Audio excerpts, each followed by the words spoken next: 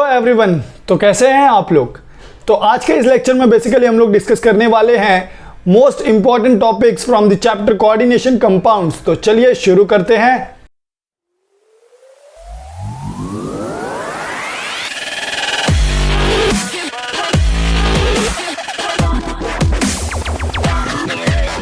जैसे कि आप देख सकते हैं ये हमारा टॉपिक है कोऑर्डिनेशन कंपाउंड्स। ये डिस्कस करने जा रहे हैं हम लोग।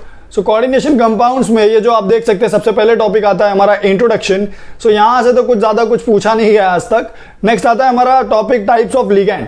ये जो टॉपिक आप देख रहे हैं टाइप ऑफ लिगैंड, इसके ऊपर क्वेश्चन पूछा गया है इन 2019 मार्च के पेपर में यहां से क्वेश्चन आया हुआ है। उसके बाद इन 2018 जुलाई, जो 2018 जुलाई का पेपर पर था उसमें भी एक क्वेश्चन पूछा गया था। उसके बाद इन 2017 जुलाई का जो पेपर था उसमें लिगेंड्स का क्लासिफिकेशन पूछा गया था। और इन 2014 मार्च ये जो पेपर था इसमें भी अगेन इसी टाइप के क्वेश्चन आए गए थे। Okay, so basically monodentate, bidentate और पॉलीडेंटेड ये सब लिगेंड क्या होते हैं ये सब आपको पढ़ के जाना है, क्योंकि इसके ऊपर क्वेश्चन उन्होंने पूछा है। और क्वेश्चन नॉट नेसेसरीली क्लासिफिकेशन के ऊपर ही आएगा। क्वेश्चन आपको पूछ सकते हैं वो लोग कि एग्जाम्पल दिया रहेगा और बोलेंगे कि बताइए इसमें से कौन सा मोनोडेंटेड है, कौन सा बाइडेंटेड है या कौन सा पॉलीडेंटेड है। तो ये आपको रिकॉग्नाइज करने आना चाहिए, तभी आप क्वेश्चन अटेम्प्ट कर पाएंगे अच्छे से। ओके, नेक्स्ट आता है हमारा ये टॉपिक जिसका नाम है terms used in coordination chemistry.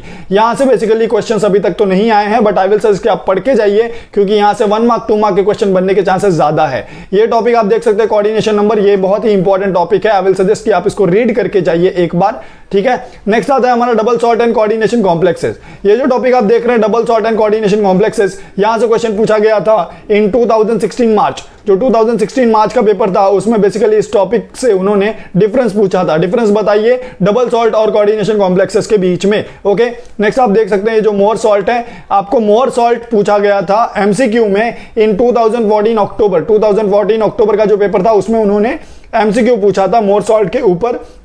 उसके बाद नेक्स्ट ये जो आपको दिख रहा है वर्नर थ्योरी का बेसिकली उन्होंने पोस्टुलेट पूछा था। बेसिकली उन्होंने पोस्टुलेट में 4 पोस्टुलेट पूछे थे इन 2016 जुलाई का जो पेपर था उसमें उन्होंने 4 पोस्टुलेट पूछे थे। आपको बेसिकली देख सकते हैं आप 4 पोस्टुलेट है वो और लिखना था वहां पे। ओके, नेक्स्ट आप देख सकते हैं प्रॉब्लम नंबर 9.1।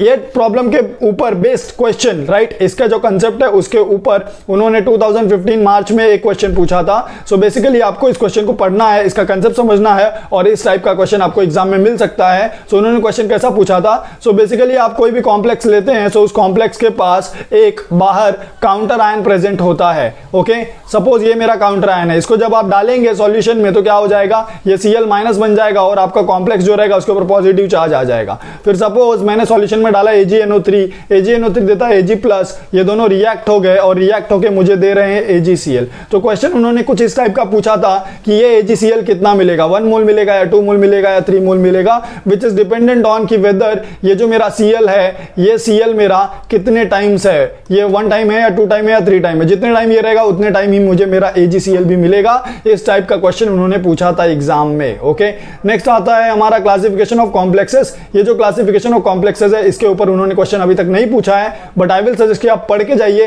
क्योंकि इसके ऊपर क्वेश्चन वो पूछ सकते हैं और ये बहुत इजी डेफिनेशन है, इतना कुछ ज्यादा आपको टफ नहीं जाएगा। सिर्फ आपको एक बार रीड करना है, आपको ऑटोमेटिकली समझ जाएगा एग्जांपल देख के। नेक्स्ट ये जो टॉपिक है आपका कटायनिक एंड अनायनिक कॉम्प्लेक्सेस, ये टॉपिक के ऊपर उन्होंने क्वेश्चन पूछा है इन 2015 अक्टूबर के पेपर में बेसिकली उन्होंने कटायनिक और अनायनिक कॉम्प्लेक्सेस के डेफिनेशंस पूछे थे। उसके बाद आपका आता है IUPAC nomenclature of coordination compound. ये IUPAC के ऊपर भी क्वेश्चन पूछे गए हैं। देखिए कौन कौन से ईयर में क्वेश्चन पूछे गए हैं। इन 2019, राइट, इन 2019 जो आपका जुलाई का पेपर था उसमें बेसिकली उन्होंने IUPAC नॉमेनक्लेचर पूछा था। और फिर 2013 मार्च का पेपर था उसमें नॉमेनक्लेचर के ऊपर क्वेश्चन पूछा गया था। और 2013 में नॉमेनक्लेचर के ऊपर क्वेश्चन 3 मार्क के पूछे गए थे, 3 क्वेश्चन आए हुए थे। उसके बाद आप देख सकते हैं ये जो कॉम्प्लेक्स है इसका भी नॉमेनक्लेचर उन्होंने डायरेक्टली पूछा था इन द ईयर 2015। ओके, 2015 मार्च का जो पेपर था उसमें बेसिकली ये कॉम्प्लेक्स दिया था और आपको इस कॉम्प्लेक्स का नाम बताना था। ठीक है, नेक्स्ट आता है हमारा टॉपिक इफेक्टिव एटॉमिक नंबर। ये जो आपको दिख रहा है इफेक्टिव एटॉमिक नंबर टॉपिक, इसके ऊपर बहुत बार क्वेश्चन पूछा गया है और ये बहुत ही इंपॉर्टेंट टॉपिक है। देखो कब कब पूछा गया है, 2020 मार्च के पेपर में यहां से क्वेश्चन आया है। उसके बाद 2019 मार्च के पेपर में यहां से क्वेश्चन आया है। फिर 2017 मार्च के पेपर में यहां से क्वेश्चन आया है। फिर 17 मार्च में उन्होंने यूज पूछ लिया था। सॉरी 17 जुलाई में उन्होंने यूज पूछ लिया था। उसके बाद उन्होंने 2016 जुलाई में यहां से क्वेश्चन डाला है, फिर 2014 मार्च में यहां से क्वेश्चन डाला है। ओके, डेफिनेशंस पूछा है उन्होंने और बेसिकली आपको इफेक्टिव एटॉमिक नंबर का ये जो फॉर्मूला है इसको पढ़ना है। और उन्होंने सपोज कोई एक कॉम्प्लेक्स दिया है और उस कॉम्प्लेक्स में जो आपका मेटल है उसका जो EAN कितना रहेगा वो आपको कैलकुलेट करना है। ऐसे टाइप का क्वेश्चन पूछा है उन्होंने। ओके, सो आपको बेसिकली ये पढ़ के जाना है, ये बहुत ही इंपॉर्टेंट टॉपिक है। नेक्स्ट आता है हमारा isomerism in coordination compounds. So isomerism को भी आपको एक बार रीड करके जाना है, ऐसा इतना टफ नहीं है, एक बार रीड करके जाओ सिर्फ। उन्होंने सिस्प्लैटिन का फॉर्मूला पूछा है। सो सिस्प्लैटिन का फॉर्मूला उन्होंने पूछा था इन 2016 मार्च, जो 2016 मार्च का पेपर था उसमें उन्होंने इसका फॉर्मूला पूछ लिया था सिस्प्लैटिन का। और इसी सिस्प्लैटिन के ऊपर एक और बार क्वेश्चन पूछा है इन 2017 मार्च, जो 2017 मार्च था उसमें उन्होंने बोला था कि सिस्प्लैटिन ये क्या है। आपको 4 ऑप्शन दिया था एमसीक्यू में और बोला था पहचानिए। सो बेसिकली उसमें करेक्ट जो ऑप्शन था वो ये था, एंटी कैंसर ड्रग है हमारा सिस्प्लैटिन। ओके, सो ऐसे टाइप के क्वेश्चन आपको पूछे गए हैं। नेक्स्ट इस पेज से बाकी और कुछ भी नहीं आया था एग्जाम में। ऑप्टिकल आइसोमेरिज्म इन एंजियोमर्स, ये भी आप एक बार रीड करके जाइए, राइट। एक बार सिर्फ इसको समझ के जाना है आपको, कुछ भी टफ नहीं है, ये याद रखना है आपको, इतना एज सच कुछ टफ नहीं है। ओके, स्ट्रक्चरल आइसोमर, अभी यहाँ पे जो टॉपिक है स्ट्रक्चरल आइसोमर में पहला आता है लिंकेज आइसोमर। ये जो लिंकेज आइसोमर हमारा टॉपिक है इसको पूछा गया है 2019 जुलाई में, जो 2019 जुलाई का पेपर था उसमें यहां से क्वेश्चन आया है। और 2013 मार्च का जो पेपर था उसमें यहां से एक क्वेश्चन आया है। ओके, सो लिंकेज आइसोमर के ऊपर क्वेश्चन दिया है उन्होंने। सो 13 मार्च में उन्होंने एमसीक्यू दिया था और एमसीक्यू में क्या बोला था, उन्होंने ऐसे 2 कॉम्प्लेक्सेस दिए थे और बोला था कि बताइए ये कौन सा आइसोमर है। 4 ऑप्शन दिया था आपको जिसमें आपको करेक्ट ऑप्शन चूज करना था लिंकेज आइसोमर। ओके, सो ऐसे टाइप के क्वेश्चन पूछे गए हैं। नेक्स्ट आपका आता है आयनाइजेशन आइसोमर, ये आपको पूछा गया है इन 2020 मार्च, जो 2020 मार्च का पेपर था उसमें डायरेक्टली उन्होंने बोला था आयनाइजेशन आइसोमर का डेफिनेशन पूछा था या फिर क्या मतलब होता है वो पूछा था। बाकी मैं सजेस्ट करूंगा कि आप ये कोऑर्डिनेशन आइसोमर और सॉल्वेट आइसोमर ये सब रीड करके जाइए, राइट। ये एग्जाम में आ सकते हैं, आपको पूछे जा सकते हैं।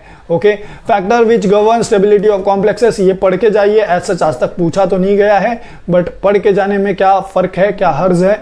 Valence bond theory, valence bond theory आपको पढ़ के जाना है एक बार, क्या होता है इसका। बेसिकली आपको क्या होता है ये तो नहीं पूछेंगे बट आपको इसका एप्लीकेशन पूछेंगे। एप्लीकेशन में क्या पूछेंगे चलिए वो मैं आपको बता देता हूं। ये जो आपको फर्स्ट कॉम्प्लेक्स दिख रहा है इसी के ऊपर क्वेश्चन उन्होंने पूछा था इन 2018 मार्च।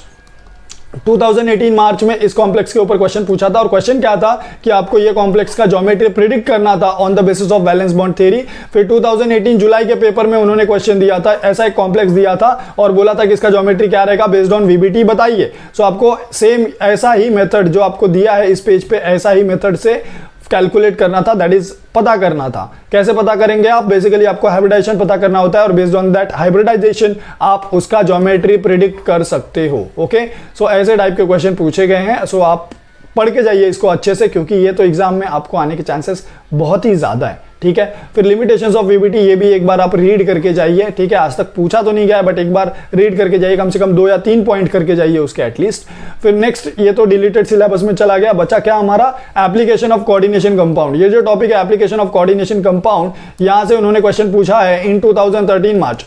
2013 मार्च के पेपर में उन्होंने मेडिसिन में क्या एप्लीकेशन है उसका और इन इलेक्ट्रोप्लेटिंग में क्या एप्लीकेशन है उसका, इस टाइप का क्वेश्चन पूछा था। Okay, in the year 2013 March. So I hope आपको वीडियो पसंद आया होगा तो लाइक कीजिए और अगर आपको कुछ भी डाउट है तो कमेंट सेक्शन में कमेंट कीजिए and don't forget to subscribe my channel. Thank you so much.